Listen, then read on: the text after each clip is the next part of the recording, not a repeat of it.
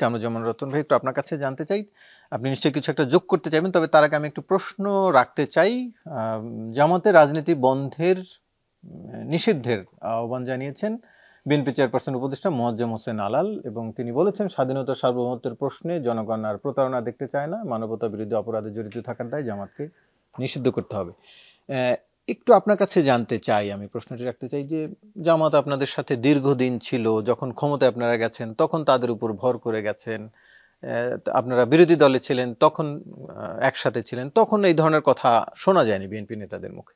Even ৫ আগস্টের পরেও যখনই রাজনৈতিকভাবে তারা একটু দূরে সরে যান তখনই আপনারা তাদের এই দুর্বল জায়গাটিকে আঘাত করেন, আবার কাছাকাছি থাকলে আর আঘাত করেন। এর কারণটা কি আসলে? আলাল ভাই আমার প্রিয় ব্যক্তিত্ব, বাট এই ব্যাপারে আলাল ভাই যেটা বলেছেন আমার মনে হয় এটা ওনার নিজস্ব মতটা ডেলিভার করেছেন।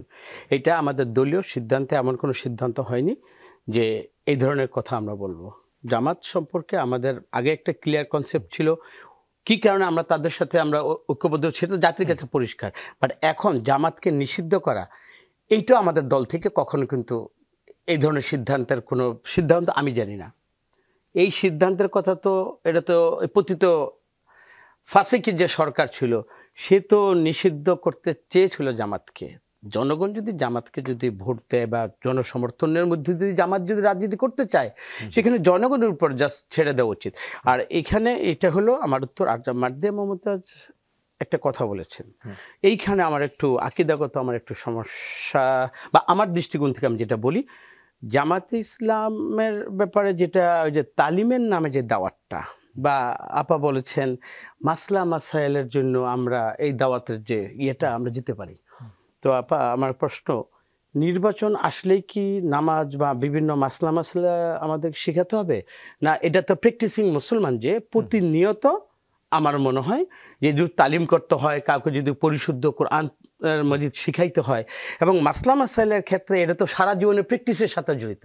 তা আমার মনে হয় যে হঠাৎ করে এরকম একটা নির্বাচনের সামনে একটা মোক্ষম সময়ে জামাত ইসলাম এটা বেছে নিয়েছে। আমরা দেখেন জামাত ইসলামকে এই যে ছাত্র শিবিরের যে সফলতা, ওনারা দাবি করছে যে সারা বছরই তাদের এই কার্যক্রম চলমান থাকে, কিন্তু প্রশ্ন উঠছে যে এই কার্যক্রমের মাধ্যমে ভোট চাওয়া, একদিকে এইটা করবে না একদিকে ভোট চাওয়া, সেইটা আসলে বাধা দিচ্ছিল বিএনপির নেতাকর্মীরা।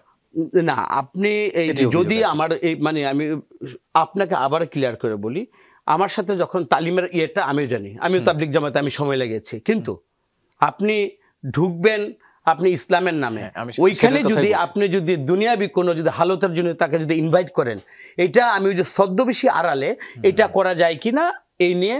শুধু জামাত ইসলাম তো ইসলামের তো বলছেন সমস্যা নাই, এটা করা যাবে না, সমস্যা নাই, এটা আমার না সমস্যা নাই, কিন্তু আমি এইটাকে যদি আমি মোক্ষম সময় হিসাবে মানে বেছে নেই, এটা আমি জানি না ইসলামের। তো জামাত ইসলাম কিন্তু আমার ইসলামের আইডল না।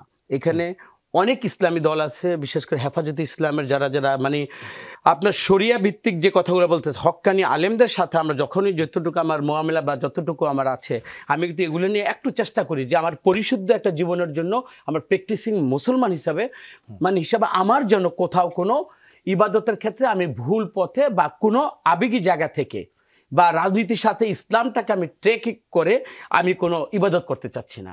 তো এইরকম মনে হয় যে আমরা তো শুনুন, আমরা নিজেরও কিন্তু যখন ভোটের জন্য যাব, অনেকে দেখি যে দাড়ি টুপি লাগায় বা টুপিটা লাগায়, এটা কিন্তু ভোটের রাজনীতি আপনি দেখবেন যে ফুলের মতো চরিত্র তৈরি হয়, আলহাজ লাগানো হয়, এটা ভোটের আগে হয়। আমি আপনাকে এটি বলছি যে এই উদ্দেশ্যটা যেন শুধুমাত্র ভোটের জন্য যেন না হয়, এবং মানুষকে হিপনোটাইজ করে আমার ভালো কিছু কথা বলে আমি ভোটের জন্য মানুষকে যেন এই আমন্ত্রণটা যদি আমি না দিই। যদি আমার আকীদার ক্ষেত্রে, আমার যদি অনুশাসনের ক্ষেত্রে, আমার যদি সহি ইবাদতের ক্ষেত্রে যদি এই দাওয়াতটা হয়, আমি ওইটাকে বেশি প্রেফার করব। এটা হলো আমার উত্তর।